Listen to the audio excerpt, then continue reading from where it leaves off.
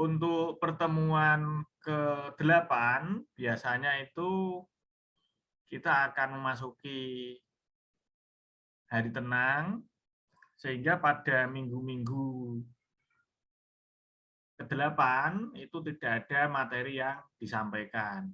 Kecuali ada sesuatu yang urgent, kecuali ada sesuatu yang harus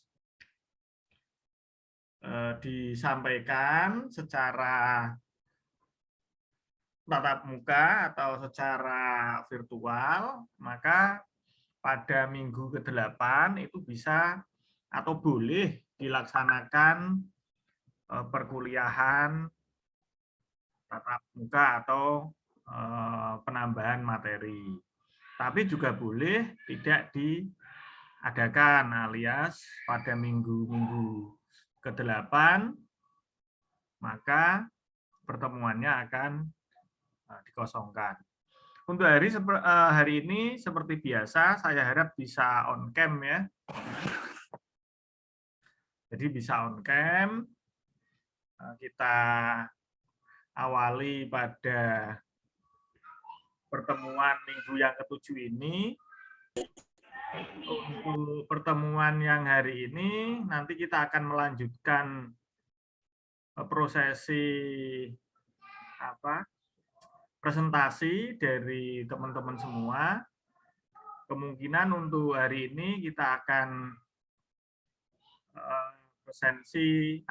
presentasi dengan 5 mahasiswa, sehingga nanti kelima mahasiswa ini bisa kita lihat bersama-sama, lalu kita diskusikan bersama-sama bagaimana riset question-nya, bagaimana riset gap-nya, bagaimana metodologinya, terus bagaimana cara untuk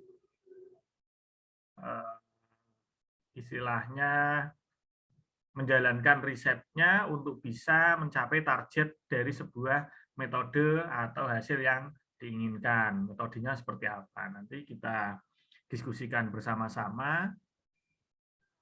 Untuk yang pertama, ini sudah hadir belum ya? Ini share screen dulu saya. Biar share screen-nya dari saya saja, teman-teman nggak usah share screen-nya, nanti tinggal mempresentasikan saja. Ini yang pertama, siapa ini?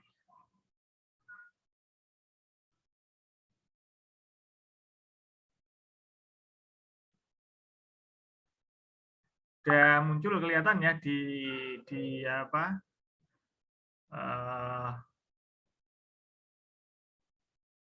Teman-teman ya. Ini siapa ini? Mas Trisman ini sudah hadir, Mas Trisman. Ya, hadir, Pak. Silakan on cam ya. Teman-teman saya harap on cam, jadi teman Anda yang presentasi itu semangat karena bisa beraudiensi dan lihat dari kondisi teman-teman semua.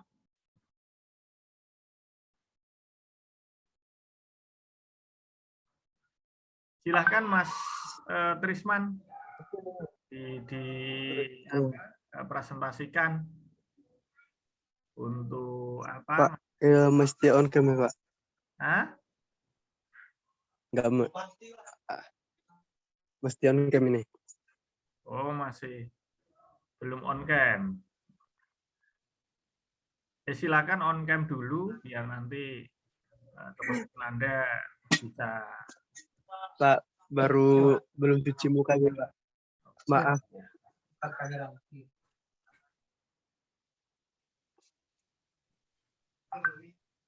Jangan khawatir ya kan, kuliah dengan saya itu nggak harus rajin rapi banget, enggak lah. Boleh bangun tidur juga boleh langsung, itu nggak usah mandi, nggak usah cuci muka juga nggak apa-apa. Saya kalau tidur itu bangunnya juga seringnya siang. Apalagi kalau kuliahnya itu jam 10, jam 12 itu, wah saya itu jam 7 itu masih di atas kasur itu. Silakan Mas Trisman ini. Nah, dimulai Mas Trisman, silakan. Ya. Ini tuh analisis pengaruh produk, harga, promosi, dan lokasi terhadap keputusan pembelian rumah. Sini adalah studi pada perumahan Geraha S3 Semarang. Kemarin ini saya cari-cari lihat di internet juga. Jadi pas saya mengamati ini, perumahan ini adalah salah satu kebutuhan pokok yang diinginkan oleh masyarakat. Seiring bertambahnya jumlah penduduk juga, permintaan produk ini juga cenderung meningkat. Fenomena ini menjadi peluang yang menarik bagi para pembisnis. Ya, ini terutama ya bagi para pengembang yang memasok perumahan sebagai produknya. Untuk itu, konsumen akan dihadapkan pada berbagai macam produk perlengkapan perumahan untuk memenuhi kebutuhan mereka akan tempat tinggal sebagai tempat tinggal. Terkait dengan fakta tersebut, penelitian ini mencoba menganalisis pengaruh produk, harga, promosi, dan lokasi terhadap pengambilan keputusan pembelian produk perumahan di Perumahan Geraha Estetika Semarang. Ada 5 hipotesis yang diuji dalam penelitian ini dengan menggunakan regresi linear berganda, convenience sampling merupakan metode yang digunakan dalam penelitian ini untuk mendapatkan responden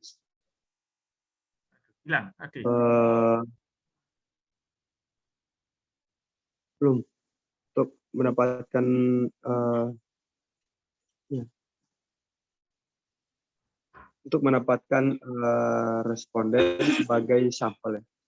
Hasil penelitian menunjukkan bahwa terdapat pengaruh positif yang signifikan antara produk, harga, promosi, dan lokasi terhadap pengambilan keputusan pembelian produk perumahan pada Perumahan Geraha Estetika Semarang, baik secara parsial maupun simultan.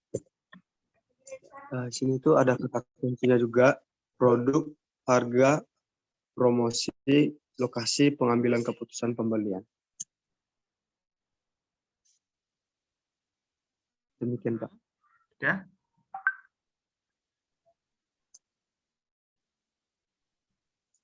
Sudah, Mas Trisman ini? Ya, Halo? Pak.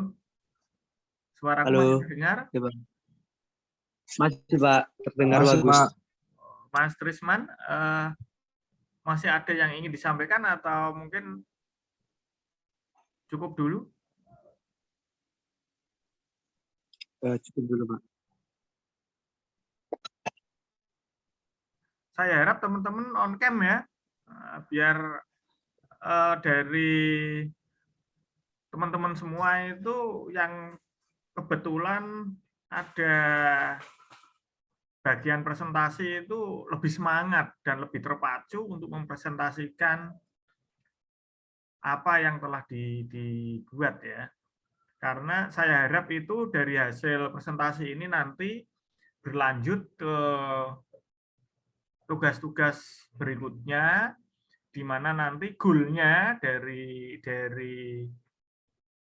materi-materi yang sudah kita bahas itu adalah sebuah proposal. Sehingga nanti teman-teman ketika mengajukan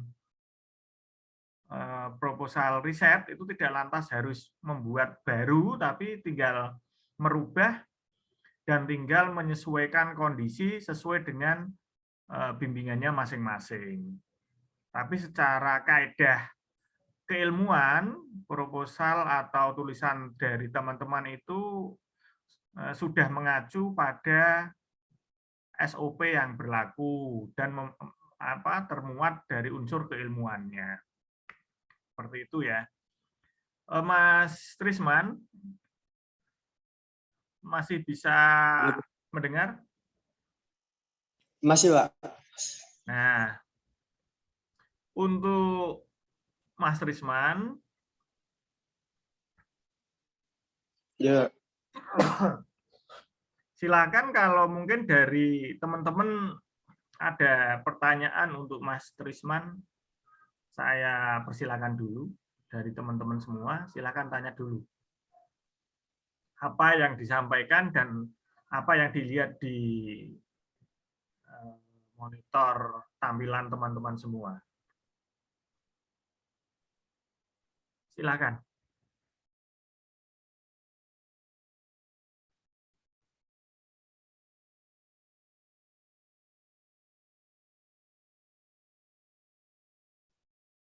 Ada nggak teman-teman yang tanya? Kelihatannya mau tanya sama Mas Trisman ini pada malu-malu Mas ini Mas. Biasanya itu teman-teman itu nggak ada yang malu lah, ini untuk Mas Trisman sepertinya kok agak malu-malu gitu. Mungkin karena saya belum on cam, Pak. Oh gitu lah, ya makanya kamu tak suruh on cam. Oh. Ya, Pak, saya cuci muka dulu sebentar ya, Pak. Oke, siap, ditunggu.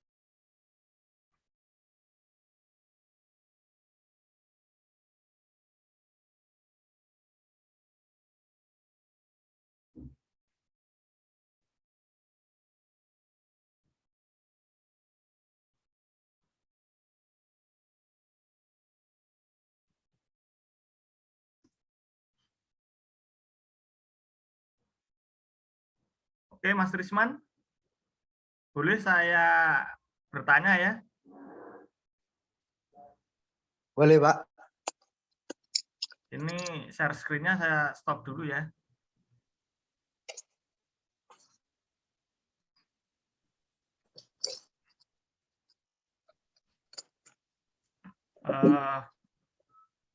Itu kan Mas Trisman menyajikan analisis ya, analisis dari sebuah produk berupa rumah ya. Iya, Pak. Benar. Nah, itu ini kan intinya kan pembelian sebuah rumah nanti itu akan dipengaruhi ya. Misalkan saya mau beli rumah, ya kan? Nah, keputusan saya membeli rumah itu dipengaruhi oleh apa saja? Keputusan untuk membeli rumah itu tadi ada di kata kuncinya itu, Pak. Seperti ada harga rumah juga, terus sama Harga, terus lagu, tempat, lokasi ya. ya lokasi rumah. Nah, terus Juga penting untuk kebutuhan untuk rumahnya, perlengkapan rumahnya itu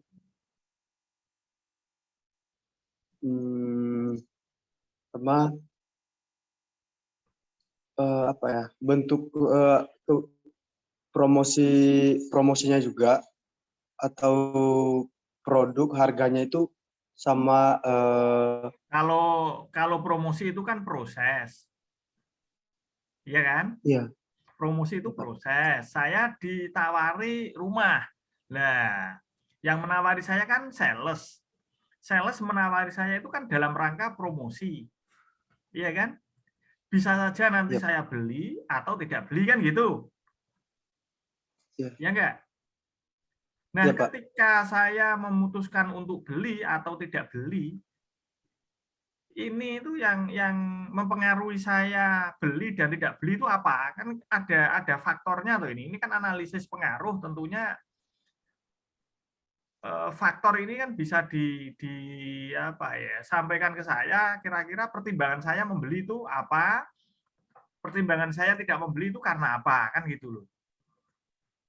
Bukan promosinya. Kalau promosinya kan prosesnya itu namanya.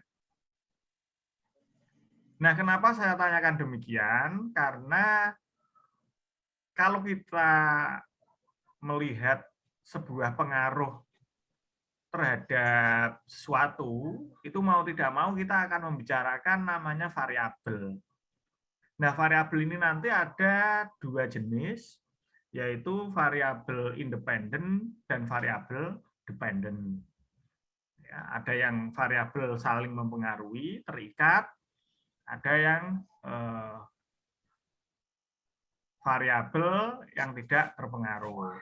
Ya, jadi nanti silakan ini dipahami kalau mau mengangkat topik tentang ini, karena dari faktor variabel ini nanti tentunya akan kita uji. Ya.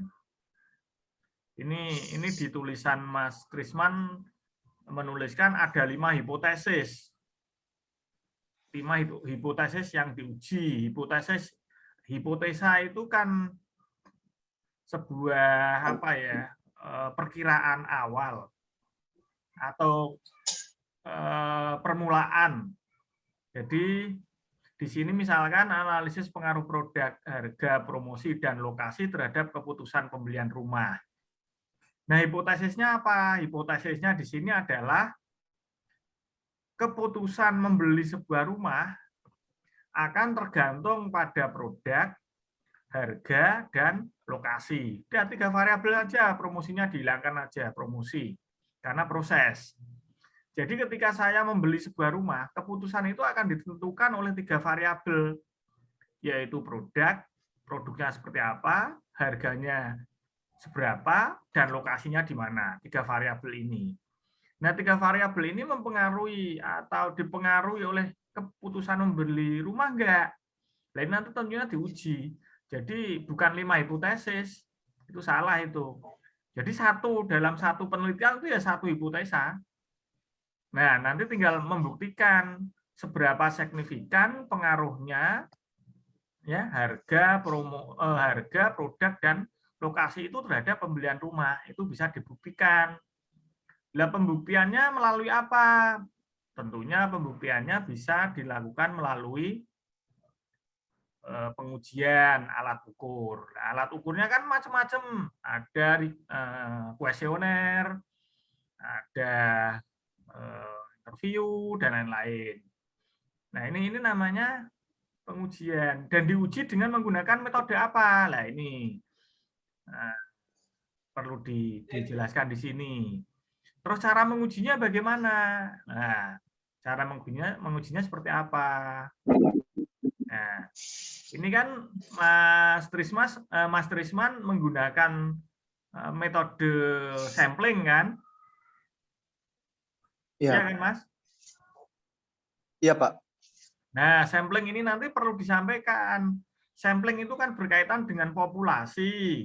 Nah, populasinya yang disampling itu seperti apa? Sudah layak belum samplingnya? Nah, ini juga harus ditentukan. Nah, kalau cuma sekedar ngambil sampel sembarangan orang, ya nggak bisa. Harus ada kriterianya. Seperti itu ya, Mas Trisman ya, untuk lanjutkan ke riset-riset yang akan datang, sehingga di topik atau di tulisan Mas Trisman ini jelas, ya kan? Siapa populasinya, berapa samplingnya, bagaimana cara mengujinya, alat ukurnya apa, itu muncul semua di sini. Nah, karena apa? Ini berkaitan dengan penelitian kuantitatif ini. Jadi semuanya bisa diangkakan, semua bisa dilihat dari angka yang ada. Seperti itu ya, Mas Trisman ya. Ya, Pak. Jadi harapan saya untuk topik-topik ini bisa diperbaiki, ya kan, semuanya nggak Mas Trisman saja, teman-teman, karena nanti ujian tengah semester kita itu nanti ya kayak hampir-hampir seperti ini, ya kan? Sehingga bisa mengacu dan bisa meningkatkan kualitas dari tulisan teman-teman semua. Iya Mas Trisman ya. Baik, Pak. Oke, kita lanjutkan yang berikutnya. Ini kita share screen lagi. Yang sudah kelihatan ya ini ya.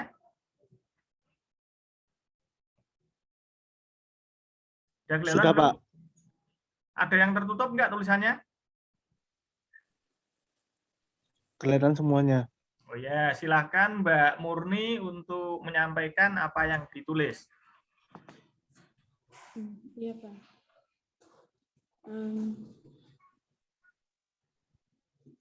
Topiknya saya ambil analisis keuangan pemerintah dan keuangan masyarakat tingkat atas maupun tingkat bawah.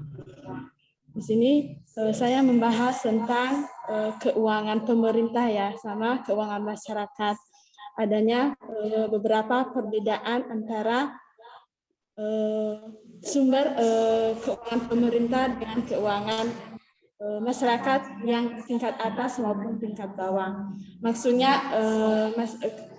keuangan tingkat atas sama keuangan tingkat bawah ini kan ada yang mempunyai pendapatan yang lebih besar dan ada juga yang mempunyai pendapatan yang lebih kecil. Jadi ini tergantung dengan usaha setiap manusia.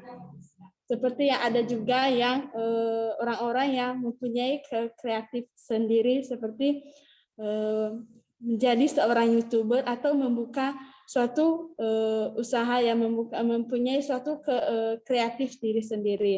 Jadi di sini saya mau menganalisis keuangannya ya, perbedaan keuangannya.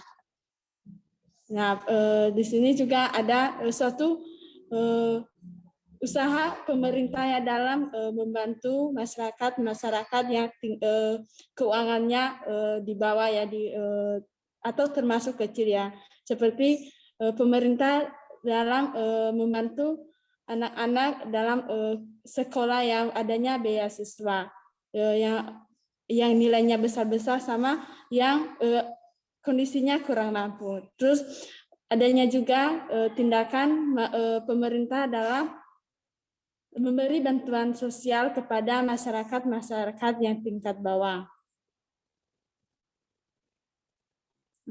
Kira-kira itu aja sih, Pak.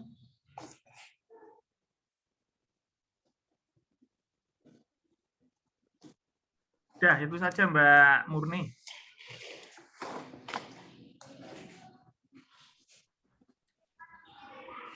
Halo. Masih terdengarkah suara saya? Kedengaran. Sudah, itu saja Mbak Murni yang ingin disampaikan. Terima kasih, Pak. Iya, Pak. Kalau membaca tulisan Mbak Murni ini dari judulnya, itu saya masih kurang paham ya, analisis keuangan pemerintah dan keuangan masyarakat tingkat atas maupun tingkat bawah. Maksudnya ini menyajikan data saja, Mbak, berarti keuangan pemerintah itu seperti ini, kalau keuangan masyarakat tingkat atas itu seperti ini, terus masyarakat tingkat bawah itu seperti ini, gitu saja, Mbak.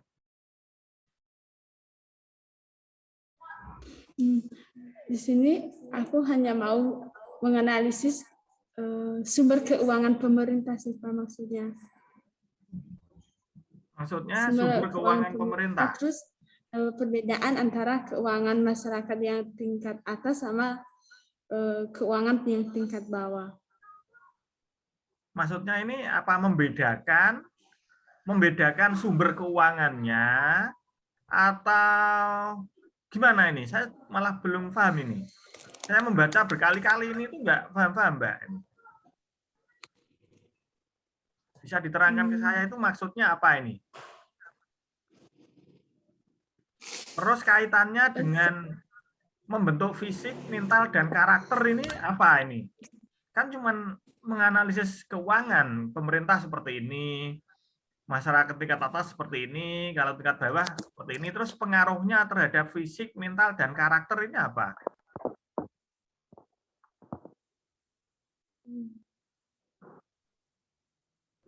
Jadi aku itu maksudnya sih kemarin Kak, aku mau itu kan mau menganalisis uang pemerintah yang sumbernya kan kebanyakan kalau kita lihat ya gaji-gaji pemerintah kalau punya bisnisnya, gaji mereka lebih besar ya daripada orang-orang yang langsung terjun dengan pekerjaan seperti kantoran.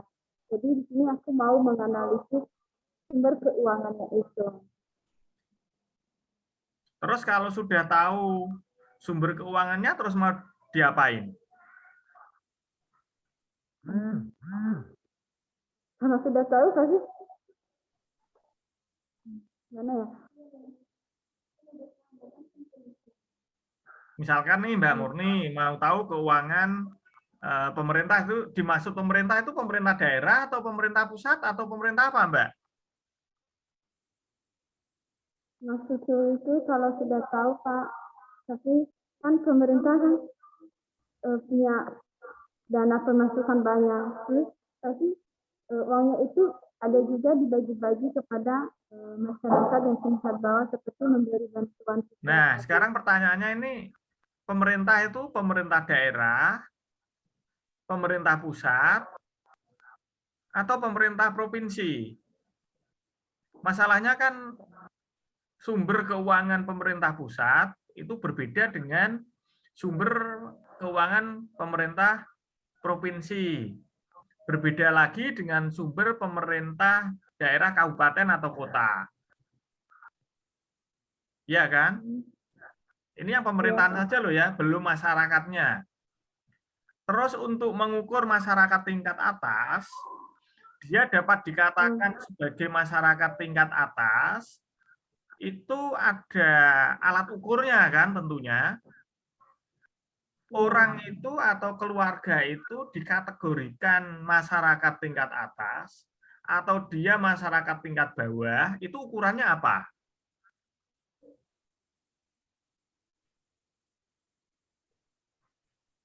Jadi di sini Katakanlah, aku oh Pak, di daerah saya ada masyarakat miskin, ada masyarakat pengusaha. Nah, masyarakat miskin kan menurut Mbak Murni, apakah benar-benar dia miskin? Belum tentu. Ya kan? Di tempat saya, itu ada salah satu keluarga secara statistik masuk ke miskin. Tapi fakta realnya dia tergolong orang mampu. Kenapa? Karena mobil aja punya 3. Mobil itu punya 3. Rumahnya gedung bertingkat. Dia juga sebagai pengusaha. Tapi mendapatkan bantuan pemerintah berupa UHC, sembako, itu dia dapat. Nah ini kan kalau indikator kita nggak tepat atau indikator atau alat ukur kita salah, bisa salah dalam mengkategorikan masyarakat tingkat atas dan masyarakat tingkat bawah. Kalau sudah mengkategorikannya ini salah, berarti kemungkinan besar hasil riset kita juga akan salah. Apalagi efek yang ditimbulkan nanti itu berkaitan dengan prestasi, berkaitan dengan mental, berkaitan dengan karakter. Jadi yang ditentukan ini harus topiknya dulu, analisis keuangan pemerintah daerah, keuangan tingkat atas, keuangan tingkat bawah, ini apa dulu maksudnya? Hanya menganalisis keuangannya atau membedakan sumber keuangannya, ya kan? Atau apa nanti bisa dicari lagi, ya kan? Kalau sudah ketemu, mau diapakan, ya kan? Tentunya ada tujuannya ini, mau diapakan. Lah mau diapakan itu masukkan ke dalam sebuah topik riset Mbak Murni. Ya. Bisa dipahami ya Mbak Murni ya? Bisa Pak. Kemudian Aku mau nanya ada yang Pak. ingin disampaikan. Bisa. jika aku mau membedakan keuangan pemerintah dengan enggak, langsung dari keuangan masyarakat tingkat atas sama tingkat bawah, terus masalahnya itu nanti bisa nggak ya Pak? Laptop saya kok suaranya kok jadi nggak jelas ini suara Mbak Murni. Halo, tes. Ini hanya laptop saya atau mungkin teman-teman juga merasakan hal yang sama, suara Mbak Murni nggak jelas? Tes. Mau nanya Pak, Atau jangan-jangan suara saya juga nggak jelas ini? Suara Mbak Murni terdengar jelas, Pak.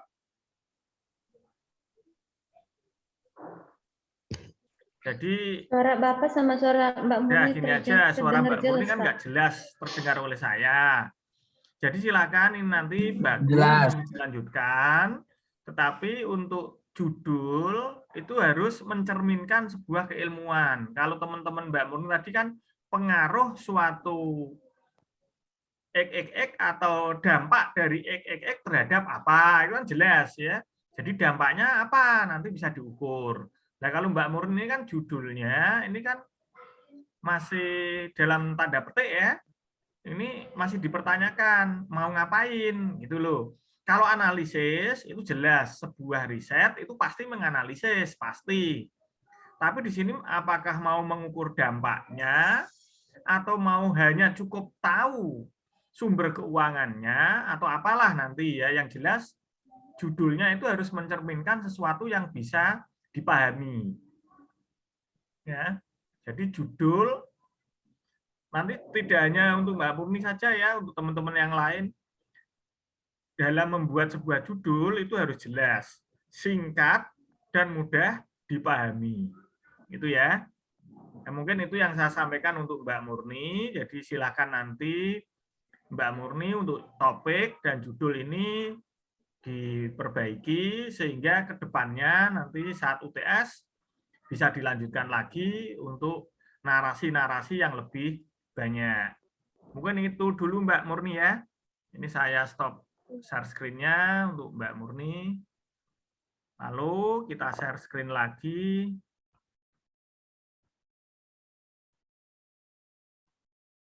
Ini sudah 2 mahasiswa, harapan saya ini 5 ini hari ini nih. Share screen.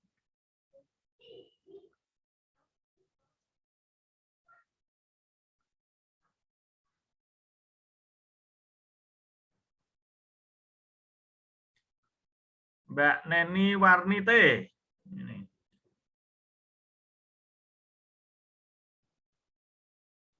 Udah ya, kelihatan ya Mbak Neni ya, silahkan disampaikan apa yang sudah ditulis.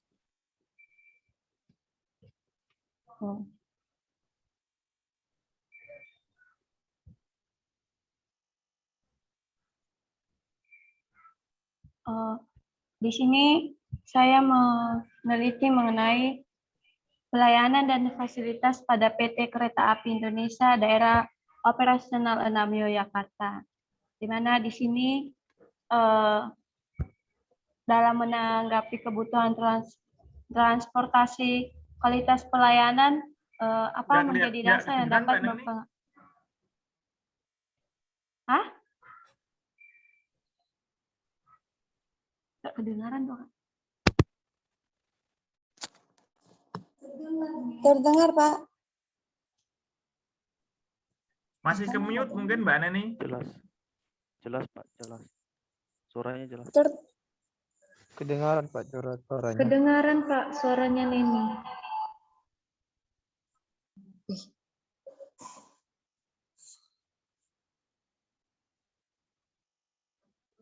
Halo? Ya, jelas. Bapaknya belum dengar, ngapain ya? Halo Pak, sudah terdengar suaranya?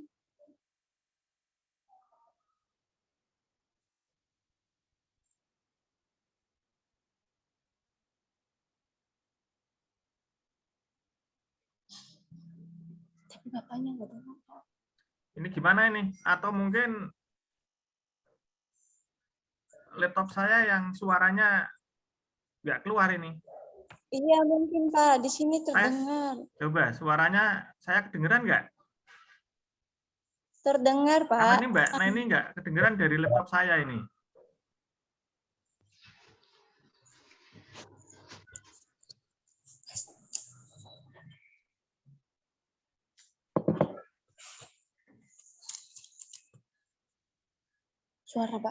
Suara Bapak jelas. Halo Pak. Tes 1, kedengeran nggak suara saya? Coba. Terdengar Pak. Terdengar Pak, terdengar jelas. Tuh, ini berarti laptop saya ini yang bermasalah ini. Karena semuanya nggak kedengeran di apa? Di apa? Laptop saya ini. Ya mungkin ini karena kendala teknis ini mungkin dari laptop saya atau apa ya?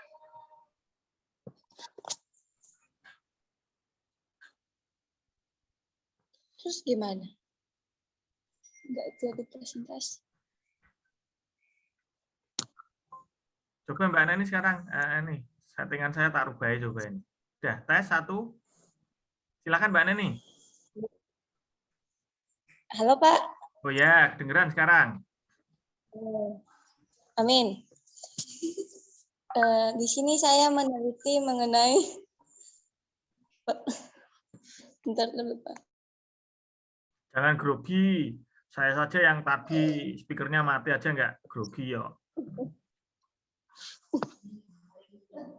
Ini Mbak Bina sampai menangis itu, kasihan itu. Iya Pak. Amin. Malah amin. Ya sudah, lanjutkan.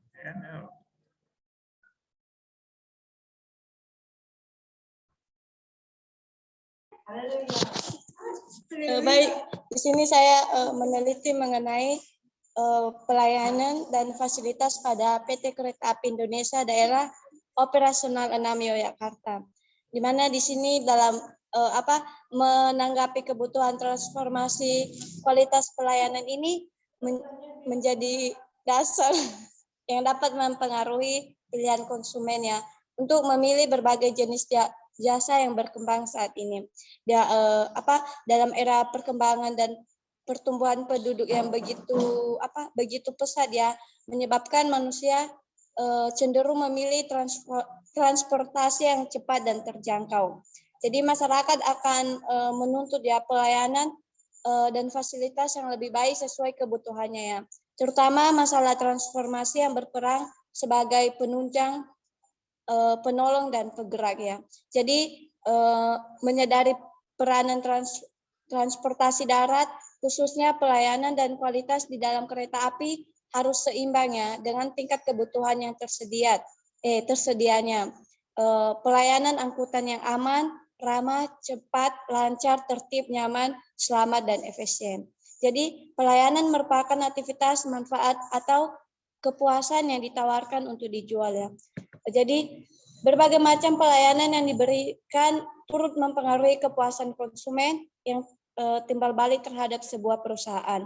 Apakah konsumen akan terus-menerus menggunakan jasa atau barang perusahaan tersebut, ataukah beralih ke perusahaan yang lain yang menurut mereka memberikan pelayanan yang lebih baik daripada yang biasa mereka pergunakan.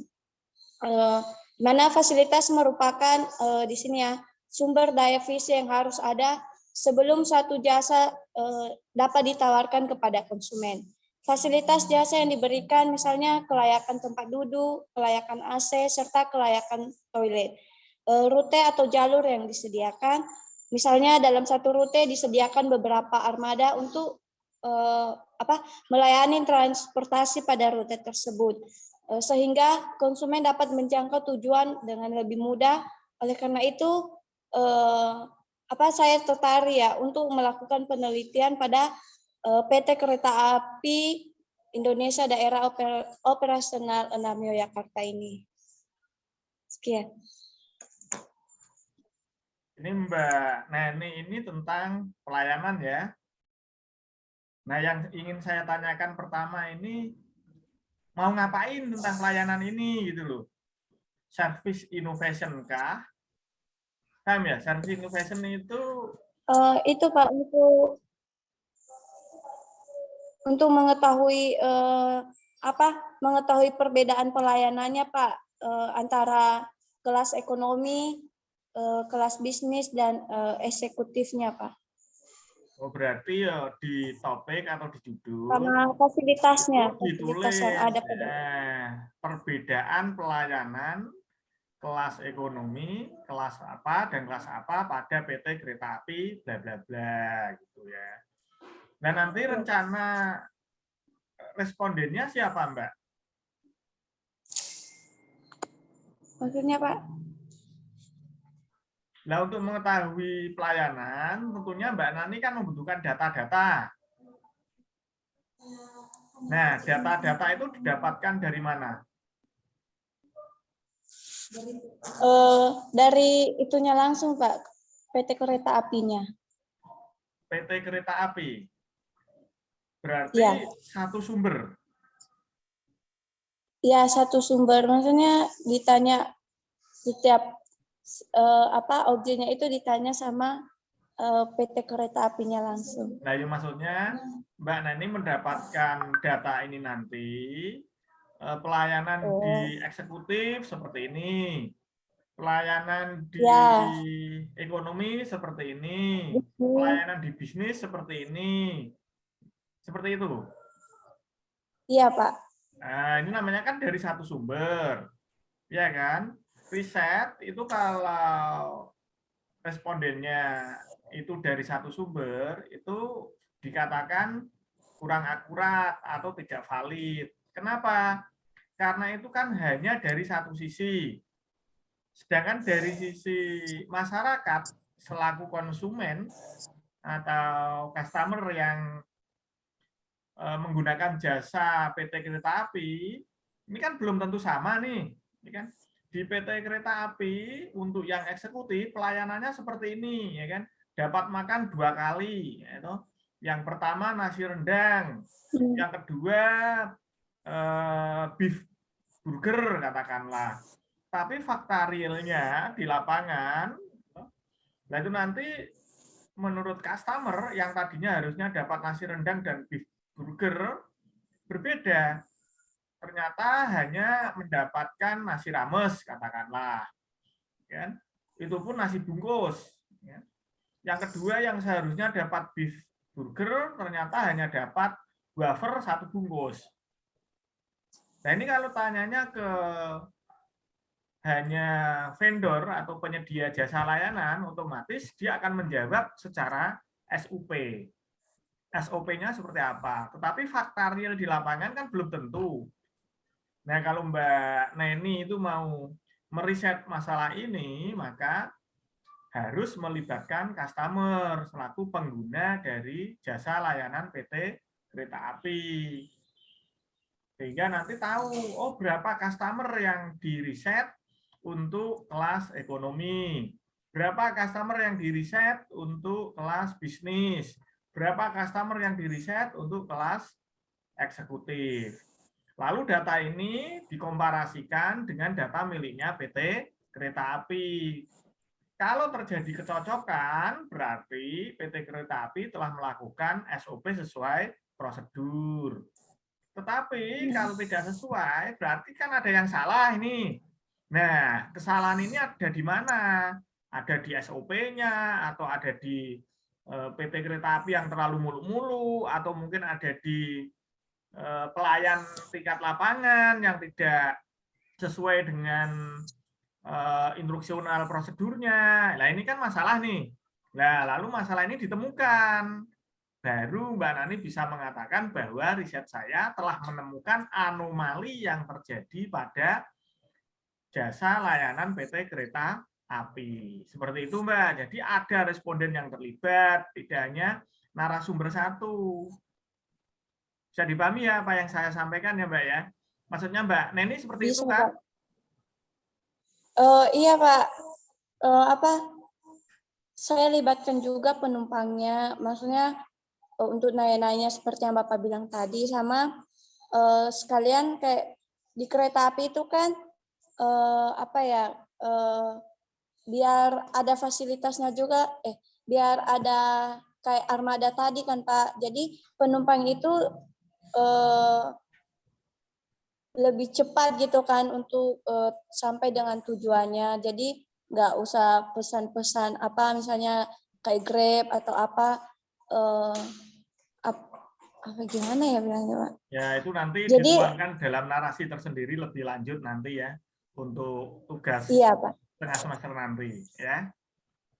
Untuk Mbak Neni, sementara masukan dari saya seperti itu, kalau mau mengajukan atau mengangkat topik tentang studi banding antara fasilitas dan layanan PT Kereta Api. Seperti itu Mbak Nani ya. Ini saya stop. Baik Pak. Dulu. Lalu kita lanjutkan ke yang berikutnya.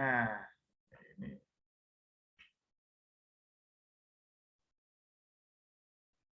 Share screen. Nah, lagi.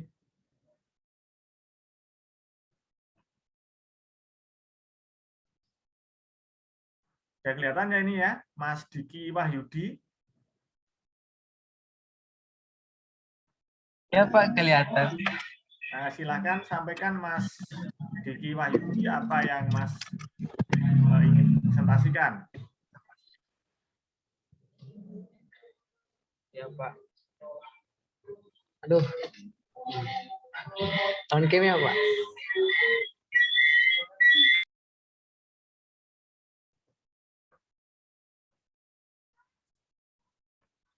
Silakan Mas Diki, langsung saja sampaikan aja. Ya Pak.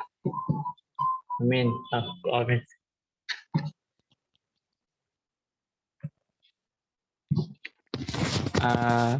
Meningkatkan eksistensi pemerintah atas lemahnya sumber daya manusia serta krisis peningkatan sumber daya manusia di era teknologi digital di Indonesia. Amin. Ya, pengembangan SDM adalah bagian pembangunan nasional. Oleh karena itu, pembangunan sumber daya manusia dipengaruhi oleh keikutsertaan pemerintah dalam proses pengembangan sumber daya manusia dalam proses global yang sedang berlangsung. Pengembangan SDM di tengah kemajuan teknologi menjadi salah satu peluang, juga menjadi tantangan dalam pengembangan SDM. Perkembangan teknologi harus diikuti dengan kemampuan manusianya. Namun dalam upaya itu ada beberapa hal yang menjadi kendala dalam peningkatan kualitas sumber daya manusia. Pertama, sumber daya manusia Indonesia masih berada pada peringkat 65 dari 130 negara dengan skor 62,19 poin. Angka ini jauh tertinggal dibandingkan dengan negara ASEAN lainnya seperti Malaysia di peringkat 33, Thailand di peringkat 40, Filipina di peringkat 50, dan Vietnam di peringkat 64. Ini berdasarkan pernyataan oleh Bambang Brojonegoro pada tahun 2019. Kedua, lebih dari lebih dari separuh tenaga kerja di Indonesia masih bekerja di sektor informal dengan produktivitas yang rendah.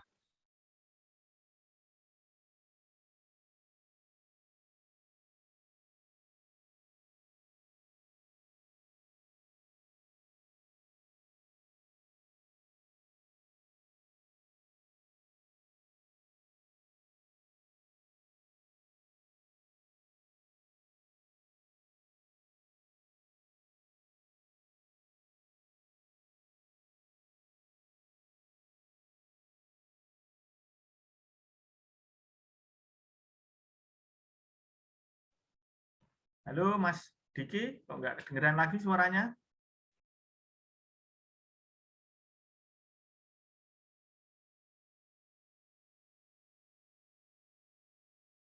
Oh, malah hilang ini Mas Diki ini.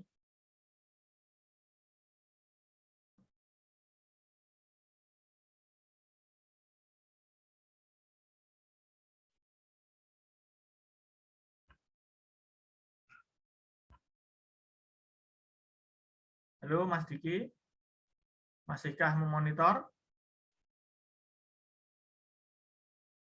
Hilang ini malah Mas Diki ini. Mungkin sinyalnya hilang ya. Kita Iya, stop mungkin screen Pak. aja. Mas Diki, kita ganti yang lain aja. Mohon maaf Pak, tadi wifi-nya mati. PowerPoint saya mati. Wifi kami Pak, wifi saya. Jaringan saya yang terganggu. Oh, ya silakan lanjutkan ini. Ya, ya terus setelah beberapa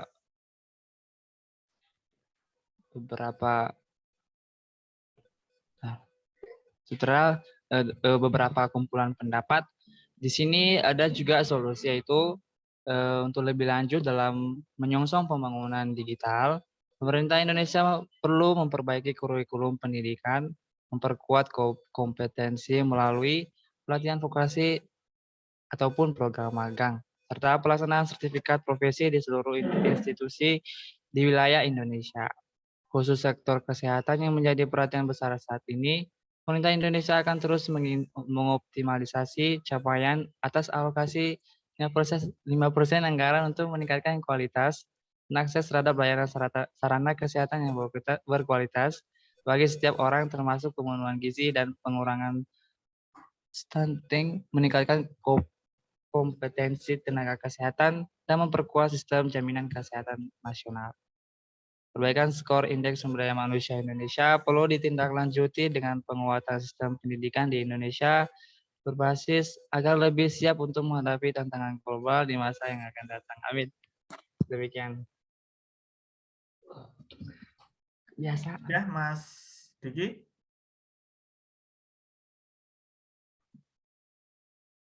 Sudah, Mas Sudah, Diki? Pak. Nah, sudah. Iya, Pak, udah, Pak. Nah, ini yang perlu dipertanyakan itu yang mau ditingkatkan itu eksistensi pemerintah di bidang apa, Mas Diki? Pembangunan sumber daya manusia, Pak.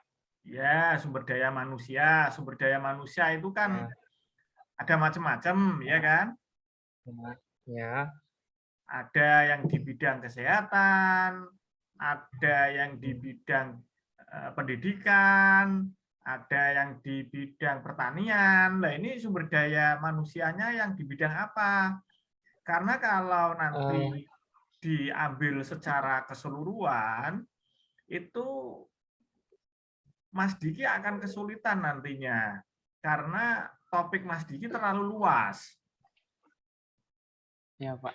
Ya kan? Makanya di pemerintahan itu dipecah-pecah menjadi kementerian-kementerian, menjadi departemen-departemen. Karena memang untuk meningkatkan satu unit saja, itu membutuhkan waktu dan biaya yang tidak sedikit. Nah, seharusnya tulisan Mas Diki sudah mulai bisa mengarah ke sana. Oke lah, judulnya meningkatkan eksistensi pemerintah, bagus, ya kan? Atas lemahnya sumber daya manusia, benar. Nah, cuman di sini yang perlu digarisbawahi bahwa perlu penambahan fokus dari riset Mas Diki. Kira-kira yang mau ditambah itu SDM yang mana, gitu ya? Tentunya strategi aktivitas dalam meningkatkan eksistensi sumber daya manusia di bidang kesehatan itu akan berbeda dengan meningkatkan eksistensi pada bidang pendidikan. Berbeda lagi meningkatkan eksistensi di bidang militer. Beda lagi meningkatkan eksistensi di bidang pertanian. Nah, ini punya trik-trik khusus. Kenapa? Nah, karena nanti kaitannya dengan studi lapangan. Mas Diki harus mengkomparasikan hipotesa Mas Diki bahwa SDM di Indonesia itu lemah, sehingga perlu ditingkatkan. SDM di bidang apa? Misalkan di bidang pendidikan. Berarti Mas Diki harus mencari data SDM yang ada di Indonesia di bidang pendidikan. Di bidang pendidikan pun nanti macam-macam ya, ada bidang pendidikan sekolah dasar, sekolah menengah, atas, perguruan tinggi. ya kan, luar sekolah, PAUD, ya, pendidikan anak usia dini, itu ya beda-beda. Kajian fokusnya harus satu, tidak bisa lebih. Kaitannya dengan sumber data masalahnya, akurasi dari sumber data. Nah, dari sini nanti baru ketahuan bahwa SDM Indonesia masalah dalam kasus ini mengalami pelemahan sehingga perlu ditingkatkan. Nah, eksistensi pemerintah dalam menangani hal ini itu program apa saja yang sudah diberikan. Nah, program dari pemerintah seperti itu kira-kira itu valid tidak? Kira-kira akurat tidak? Kira-kira sesuai dan bisa meningkatkan SDM tidak? Nah, ini Mas Diki yang nanti mengukur. Maksudnya seperti itu kan, Mas Diki? Iya, Pak. Nah, berarti nanti silakan tulisannya ini untuk narasinya diperbaiki, disesuaikan sehingga fokus mengarah ke satu titik. Tidak bersifat global. Kalau ini kan sifatnya global, jadi panjang dan besar. Sehingga apa? Dengan tulisan yang sebesar dan segede ini, tidak mungkin ini akan selesai dalam waktu 1, 2, 3 tahun. Karena ini riset berkepanjangan. Apalagi hanya sebuah riset tugas akhir dalam skripsi. Tidak mungkin akan terlaksana. Nah, kalau tadi mengambil hanya satu fokus, satu titik, bisa jadi itu akan menjadi sebuah nilai tambah. Karena apa? Waktu yang diperoleh atau waktu yang diperlukan untuk menyelesaikan riset itu masih bisa terjangkau. Seperti itu ya, Mas Diki ya, karena waktu ini menjadi masalah tersendiri dalam sebuah riset. Begitu ya Mas Diki ya, semoga bisa dipahami dan tulisan ini bisa dikembangkan untuk nanti tugas tengah semester. Ini saya stop share dulu, kita lanjutkan ke yang terakhir.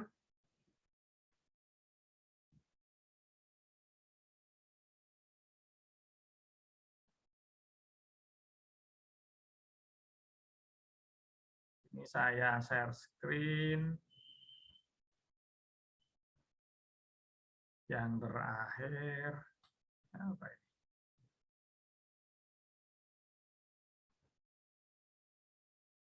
Sudah tampil ya ini ya. Ini Mbak Melita ini. Ya ini Mbak Melita ini suruh membuat PowerPoint malah buatnya PDF. Ya, jadi saya nggak bisa mengkonversi, ya kan, mengecilkan atau membesarkan tulisannya. Jadi ke bawahnya ini saya ginikan aja lah. Nah, udah silakan gini aja lah, biar sedikit. Nah, ya silakan Mbak Melita disampaikan apa yang menjadi bahan kajiannya untuk hari ini.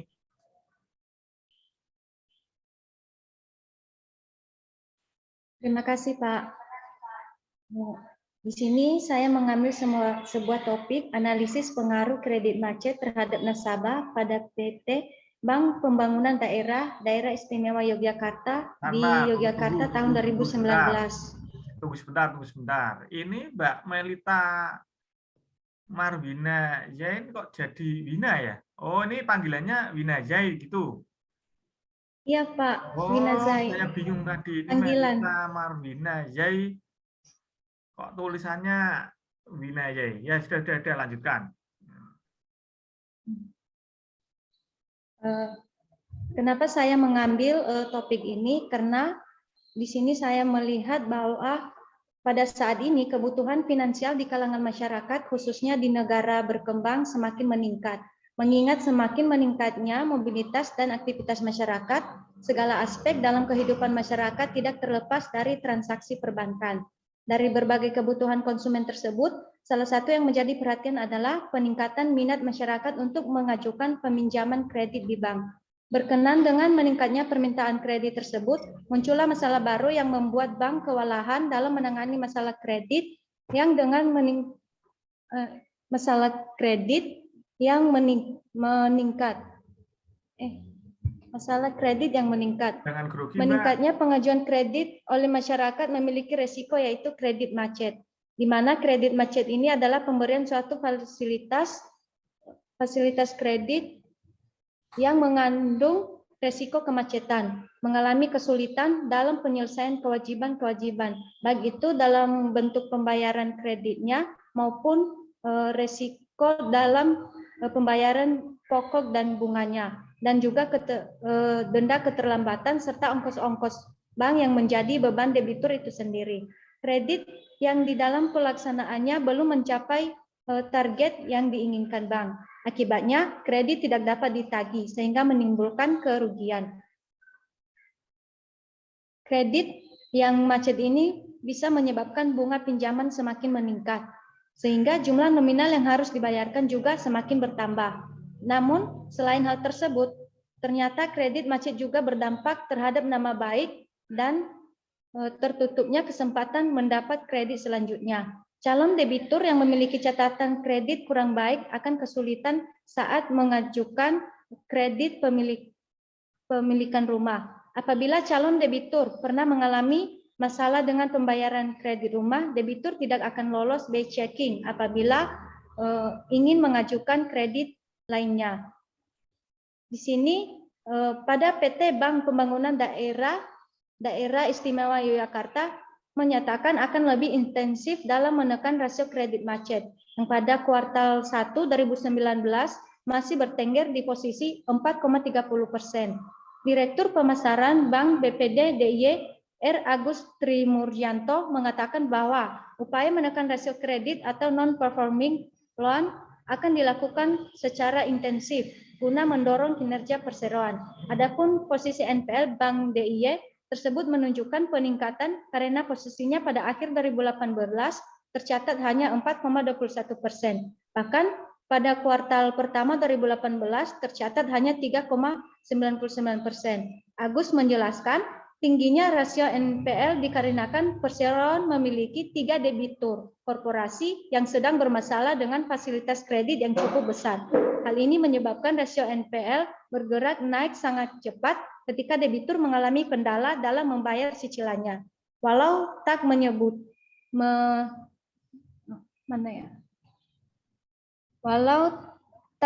nominal fasilitas kredit yang bermasalah tersebut, tetapi Agus mengatakan perseroan memiliki 1 triliun kredit segmen korporasi. Adapun total kredit yang diberikan perseroan per kuartal 1 2019 tercatat 6,79 triliun. Agus menuturkan perseroan sudah menyiapkan jalan penyelesaian untuk persoalan ketiga debitur tersebut. Saat ini, Bank DIY sedang mencarikan calon investor yang siap untuk mengambil alih usaha debiturnya. Di samping itu, Agus menambahkan perseroan masih belum berencana untuk melakukan penghapusan buku kredit. Perseroan masih optimis upaya penyelamatan tersebut dapat berhasil, sehingga perseroan hanya perlu melakukan restrukturisasi kredit tersebut. Jika kemungkinan buruk ini terjadi, maka bisa melakukan beberapa langkah sebagai cara melunasi kartu kredit macet. Daripada harus lari dari kenyataan, bisa langsung mendatangi pihak bank dan mendiskusikan situasi yang menyebabkan mengalami situasi ini. Kemudian pihak bank akan menawarkan 3 jenis restrukturisasi kepada debitur. Di antaranya adalah penataan kembali, persyaratan kembali, dan penjadwalan kembali. Sebelum mengambil kredit, pasti telah menghitung secara matang neraca keuangan. Pastikan bahwa mampu melunasi sesuai dengan jangka waktu yang disepakati untuk menghindari terjadinya kredit macet. Tentunya permasalahan kredit macet ini merupakan masalah yang cukup serius bagi pihak bank-bank di Indonesia saat ini. Hal tersebut mengingat jumlah nasabah yang semakin meningkat sebanding dengan kebutuhan nasabah yang tidak terbatas. Akan tetapi, tingkat pengetahuan akan hal tersebut masih sangat rendah. Dengan demikian, keberadaan solusi-solusi di atas diharapkan mampu mengatasi permasalahan kredit macet yang dialami baik oleh pihak bank pada khususnya maupun oleh nasabah pada umumnya. Dan juga dengan diterapkannya solusi tersebut di setiap bank di Indonesia diharapkan dapat berpengaruh pada pertumbuhan ekonomi Indonesia ke arah yang lebih baik lagi. Nah, sekian Pak penjelasan dari saya. Ya, nah, ini bagus ini dari awal presentasi kemarin sampai hari ini yang cukup bagus ini ya kan dari Mbak Melita Marwina Zain. Cuman dalam tulisan itu sayangnya itu kurang tajam. Paham ya kurang tajamnya itu apa? Antara judul atau topik di atas itu kan analisis pengaruh kredit macet terhadap nasabah PT Bank BPD kan. Nah, di sini di bawah itu yang dibahas itu tentang pertumbuhan ekonomi ya kan? Dan juga istilahnya keadaan perbankan secara global. Padahal di atas itu sudah bagus itu topiknya sudah sangat mudah dipahami, analisis pengaruh kredit macet terhadap nasabah pada Bank BPD, itu kan. Nah berarti kan yang di sini nanti yang disampaikan itu seharusnya itu adalah ketika nasabah Bank BPD itu mengalami kredit macet, pengaruhnya itu apa? Nah, yang disampaikan seharusnya itu. Jadi bukan pertumbuhan secara global. Kalau pertumbuhan secara global perbankan itu menjadi background, latar belakangnya. Itu cukup 1-2 kalimat di atas sudah cukup mewakili sebuah background. Nah, yang dibahas di sini di bawahnya analisis terhadap kredit macetnya. Ketika kredit macet ini terjadi, apa yang akan dialami dan apa yang akan menjadi sebuah konsekuensi dari nasabah itu. Nah, itu yang belum muncul di sini. Terus bagaimana cara menganalisisnya? Nah, ini yang belum ya. Jadi masih kurang tajam kalau dalam istilah riset. Apa yang digambarkan oleh Mbak Wina ini masih kurang tajam. Di atas sudah bagus ini, katakanlah sebuah pesta saya melihat dari luar itu sudah ramai. Ya, lampu itu sudah warna-warni. Gedung sudah bersih, besar, lebar, ya kan? Sehingga orang melihat dari kejauhan, wah itu pesta meriah sekali. Tapi begitu masuk ke dalam, kemeriahan itu hampa. Benar meriah, iya, tapi masih hampa. Nah, itu namanya dalam ilmu riset, itu disebut kurang tajam. Ya, Mbak Wina ya, nanti silahkan ini tulisan narasinya ini ditajamkan lagi, supaya lebih mengarah ke dampak atau pengaruh ya, kredit macet tadi terhadap customer Bank BPD-nya. Terus bagaimana cara menganalisisnya? Ya, siapakah respondennya? Ini harus muncul karena apa? Metodologi atau metode cara memperoleh hasil ini harus disampaikan. Ya, jadi ketika orang membaca sebuah artikel ilmiah, sebuah karya, itu yang dibaca itu mesti background-nya. Background itu 1-2 tulisan di atas yang mewakili munculnya dari topik ini itu apa? Nah, itu namanya background. Habis background adalah metodologi. Metodologi itu cara-caranya seperti apa untuk memperoleh hasil tadi. Nah, setelah metodologinya apa, baru tujuannya. Tujuan dari riset atau tujuan dari penelitian Mbak Wina ini apa? Lalu baru hasilnya. Nah, dari background, metodologi, terus kemudian tujuan dan hasil ini harus muncul empat-empatnya. Jadi bagi teman-teman semua nanti dalam menarasikan sebuah gambaran umum atau abstrak lah katakanlah itu ya harus mengetahui ini memuat 4 macam tadi. Background-nya apa? Ya, jadi background ini Mbak Wina ini sebetulnya masih background ini. Jadi dari atas sampai bawah itu sebetulnya background. Nah, kalimat ini nanti perlu disampaikan secara ringkas saja. Lalu metodologinya, ya, metodologi cara menganalisisnya itu bagaimana? Sehingga nanti ditemu setelah hasil analisis itu melalui kajian ilmiah ditemukan seperti ini. Sehingga bla bla bla bla bla bla. Nah, ini namanya tujuan, goal dari sebuah riset. Sehingga dengan adanya hasil analisis ini, karena mengingat dari pengaruh kredit macet tadi yang begitu signifikan, perlu melakukan ini. Nah, itu baru riset jempolan. Tapi ini sudah bagus, ya kan? Tidak melihat sebelah mata dari apa yang teman-teman sampaikan tadi, ya kan? Intinya semua yang disampaikan kepada saya melalui presentasi dari teman-teman itu semuanya bagus. Dan itu memenuhi unsur kaidah keilmuan. Cuman perlu adanya penambahan-penambahan yang seperti saya sampaikan tadi. Kalau Mbak Wina ya seperti ini yang tadi saya sampaikan, bisa diadopsi oleh teman-teman yang lain. Begitu pula Mbak Wina juga bisa mengadopsi apa yang saya sampaikan pada teman-teman yang lain. Sehingga nanti mutu dan kualitas tulisan dari teman-teman itu dibaca itu enak. Jadi melihat dari atas ke bawah, itu kita kayak membaca cerita. Kita kayak membaca novel. Jadi membaca sebuah riset, tulisan penelitian, artikel ilmiah, itu kita kayak membaca novel dan membaca cerita. Kalau mindset kita sudah seperti itu, berarti yang membuat tulisan itu hebat. Yang membuat tulisan itu betul-betul keren. Dan tulisan itu bisa dikatakan tulisan yang bagus. Nah, harapan saya untuk mahasiswa perkuliahan saya tentang metodologi penelitian ini, harapan saya itu kayak gitu. Jadi orang nanti membaca tulisan teman-teman itu nggak bosan. Membaca tulisan teman-teman itu dari atas sampai bawah itu kayak membaca cerita. Alurnya jelas. Jadi ada masalah, ada background-nya apa, terus ada metodologinya, ada solusinya. Ya, semuanya jelas. Jadi membacanya itu enak. Oh, kalau nanti saya ketemu dengan ini, solusinya ini. Kalau saya menemukan ini, oh berarti saya harus menggunakan cara seperti ini untuk menyelesaikannya. Seperti itu yang saya maksud. Bisa dipahami ya teman-teman semua ya?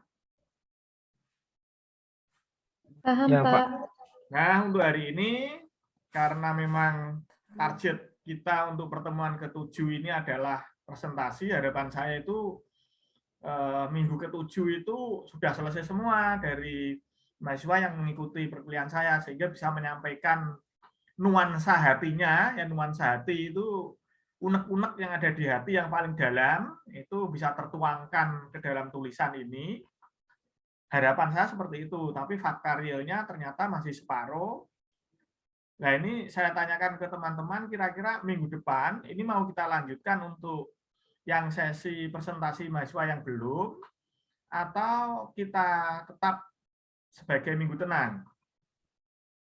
Untuk minggu depan, saya tanya teman-teman, minggu depan itu tanggal 24 Februari, kalender saya kebetulan di samping ini. Tidak tanggal merah. Kira-kira teman-teman gimana? Kalau menurut saya sih Pak lanjut presentasi.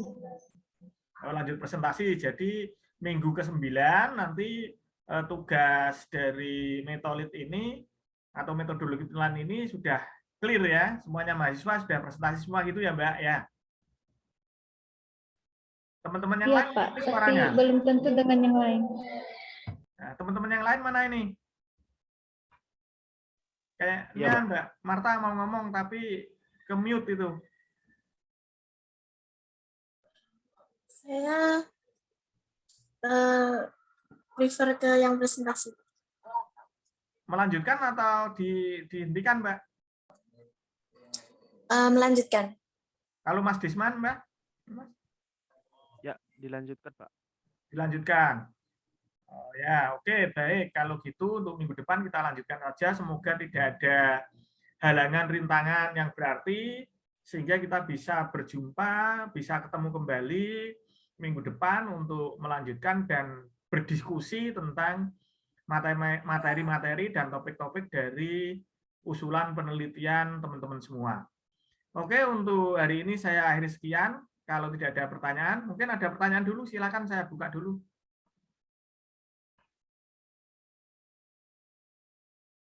Silakan kalau ada pertanyaan, kalau mau disampaikan.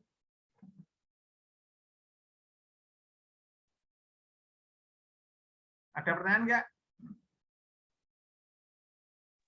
Siap, jelas Pak. Ya, kalau tidak ada pertanyaan, hari ini saya akhiri sekian. Sekali lagi mohon maaf. Oh ya Mbak Wina mau tanya apa Mbak? Silakan Mbak.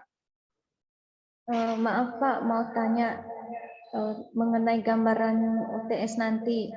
UTS-nya nanti menjawab soal atau membuat seperti ini ya Pak? Membuat seperti itu. Hah? Membuat seperti itu, tapi nanti lebih apa? Lebih mengarah lagi. Ya. Masalahnya saya pengennya itu nanti output dari kuliah ini adalah sebuah proposal. Jadi tidak menyulitkan teman-teman ketika nanti mengajukan tugas akhir. Jadi habis kuliah sudah punya proposal nih, ya kan? Nah, begitu nanti mengajukan mata kuliah tugas akhir, tinggal ngasihkan proposalnya ini. Ini Pak, saya sudah punya proposal, mau riset. Ya, seperti itu pengen saya. Jadi mata kuliah ini itu harapannya outputnya nanti bisa menyelesaikan tugas akhir dengan cepat gitu loh. Berarti Pak nanti kami memakai topik kami sendiri ini atau ditentukan dari Bapak di ujiannya? Ya, topik dari teman-teman semua kan. Boleh topik ini dilanjutkan, boleh nanti topiknya diganti, terserah. Yang jelas ide itu dari teman-teman. Kalau saya nggak tahu itu apa yang ada di benak dan pikiran teman-teman semua itu. Yang tahu teman-teman itu.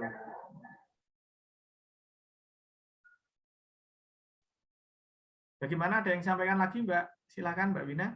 Kalau Jelas masih ada. Pak, jelas.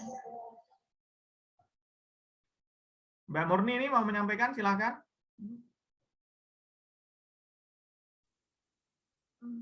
Pak, aku mau nanya Pak, boleh nggak judulku tadi masih dipakai yang itu, cuman aku bedain yang mengenai. Kok suaranya kurang jelas Mbak?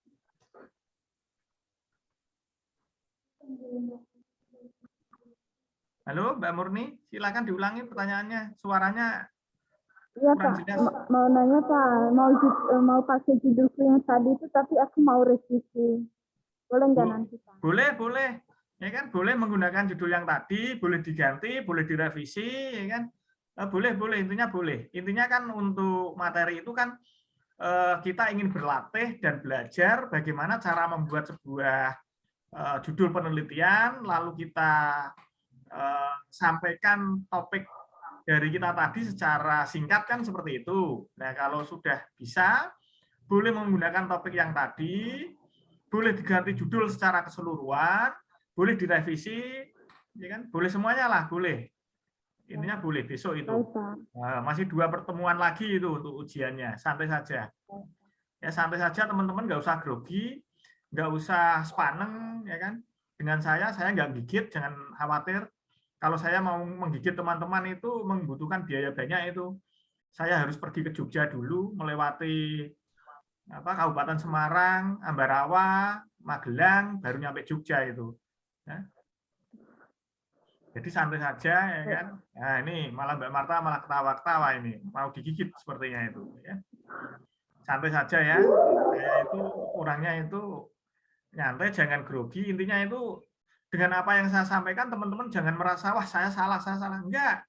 Kita di sini itu diskusi, kita cari jalan tengah, kita cari yang terbaik untuk diri kita. Jadi ini untuk perbaikan teman-teman semua. Harapan saya itu yang mengikuti perkuliahan saya ini betul-betul nanti setelah lepas kuliah metodologi penelitian itu otaknya itu betul-betul paham betul apa itu penelitian. Jadi bisa mengaplikasikan ilmu dalam sebuah penelitian. Sehingga nanti ketika kita nanti ujian dalam penelitian, baik proposal maupun ujian skripsi, kita sudah enak. Karena apa? Sudah dilatih dari awal dulu dengan perkuliahan saya. Paling itu nggak jauh-jauh kok. Jadi pertanyaan ketika Anda proposal maupun ujian skripsi itu tidak jauh-jauh dari apa yang saya tanyakan, apa yang kita bahas. Jadi ketika kita bahas di sini, Anda mau mengoreksi apa yang kita bahas di sini dan kita diskusikan di sini, Anda mau mengkaji dan menggali lebih dalam, Saya yakin nanti ketika Anda ujian proposal, ujian skripsi, itu 90% Anda akan lewati itu dengan sempurna. Nah, 10%-nya itu tinggal membuang grogi dan ketakutan Anda sendiri terhadap bayangan Anda sendiri. Ya, kalau 90%-nya lolos itu. Nah, yang tinggal 10%-nya ini jangan menjadi hambatan. Jadi Anda jangan takut dengan gambaran dan bayangan diri kita sendiri. Kalau takut, gampang, mudah, ya kan? Anda pegangan aja yang kuat itu nanti biar nggak takut. Ya. Kalau Mbak Wina yang di sampingnya ya pegang yang erat Mbak Wina. Ya, kalau Mas Elwin yang di samping ya pegangnya aja Mas Elwin itu, ya kan? Nanti kan nggak takut jadinya. Atau mangkat bareng-bareng ya, berangkat itu bareng-bareng satu rombongan itu kan nggak takut jadinya. Oke, masih ada pertanyaan lagi? Silakan kalau mau ada yang tanya. Ya, kalau tidak ada pertanyaan untuk pertemuan hari ini, saya kira cukup sekian dulu. Sekali lagi mohon maaf ya. Terima kasih. Selamat pagi.